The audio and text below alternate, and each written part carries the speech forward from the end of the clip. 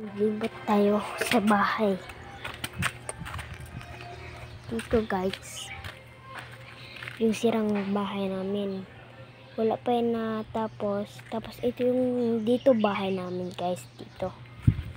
Tapos dito yung loob. Ito yung pusa namin. Ito rin.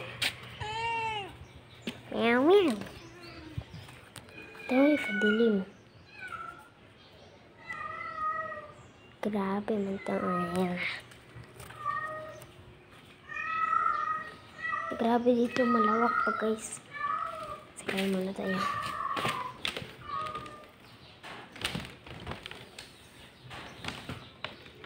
Dito tayo mag-exit pero wag naman. Dito katulog yung tito ko. Si Tito Binbin. Diyan siya katulog kayo. Maliit man yung bahay namin. Dito sila kasampay. Dito sila kasampay ng mga damit namin dyan. Yan. Tapos dito kami gagawa ng mansanites bata. Ano tang pangalan ito? Tapos dito yung likod ng bahay. Ang nagsirang bahay namin.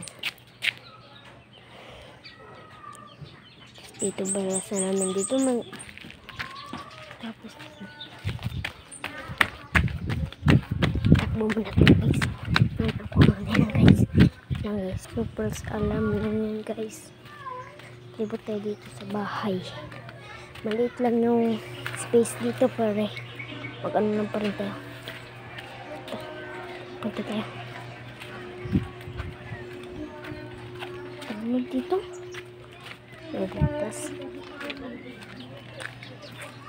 Tapos dito guys, piso wifi namin. Ay, blurred lagi. Malabo. Labo lagi. Ano yan? Ito yung kutsi-kutsi ko.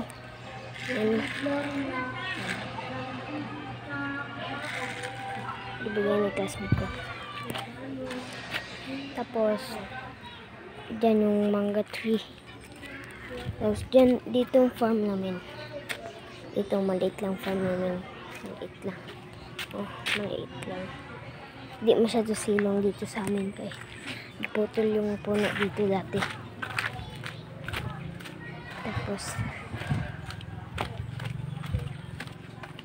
Tapos dito guys, ginaano na papa yung gadget niya.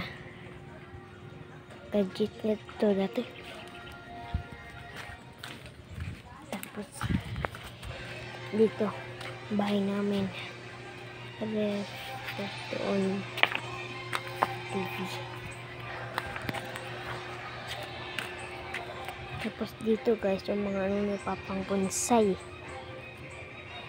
Shout out dyan kung sino nagano dito. Tapos nagka-bonsai yung papa ko nagka-bonsai man yun. Oh, marami ito. Tapos ito may mangga rin kami dito. Tapos dyan kami kaliko guys. So dyan ay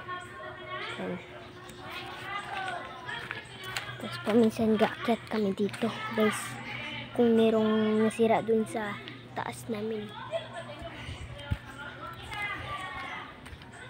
Tapos dito guys, napakita ko nga to dito kami galaro guys. So ipit parang hydraulic press lang guys. Testingin natin.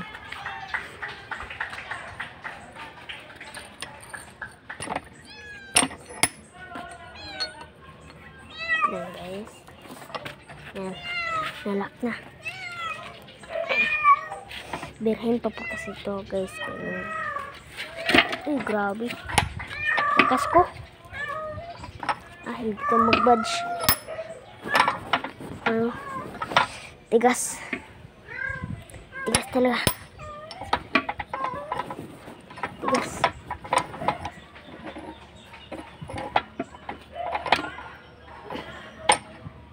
matigas guys. Ayan. Tapos dito, bonsai. Tapos pwede nagabunga ito na bonsai guys. Masarap to yung mga bunga. Sarap dito. Dito paminsan kami kakain. Tapos dito mga bonsai naman. Ito, parang patay naman guro to. Hindi ko rin alam kay Papang. Tapos ito, ginamit Papang ng wire. Diyan.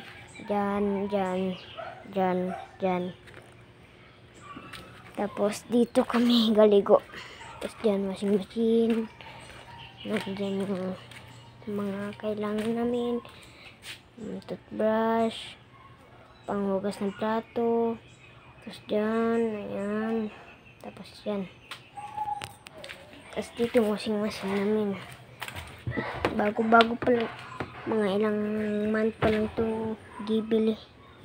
Kaya nasira na yung namin. Old namin, mga 6 years na yun. Ay hindi, 12 years. Tapos dito yung likod. Dito may isang bahay naman dito. Dito dati, gipakita ko sa inyo kanina. Dito kami dati, ganyan pala yung kaliit. Simula dito hanggang dito. So, maliit lang masyado yan. Dito kami dati gatulog noon. Dito yung bahay nila. Dito yung tulog sila papa dati. Maliit pa lang kami, mga 5 years old pa lang ako. Tapos dito kami dati. Kung alis lang to, tapos lagyan yung bed dyan. Dyan kami dati. Tapos dati, kung gutom kami, dito kami magpunta dati. Wala pa man to si Munto dati. Ganito pa yung una.